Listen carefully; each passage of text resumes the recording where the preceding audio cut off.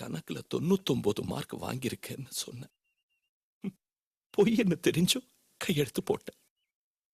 அடக்கமா நடந்துக்கமான்னு சொன்ன. நீ உனக்கு பிடிச்ச மாதிரி தான் இருப்பேன்னு சொன்ன. அதையும் ஒத்துக்கிட்ட.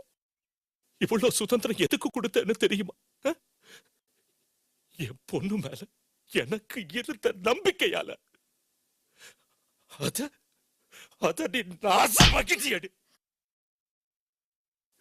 இனிமே உங்க இஷ்டப்படியே நடந்துக்கிறேன்பா.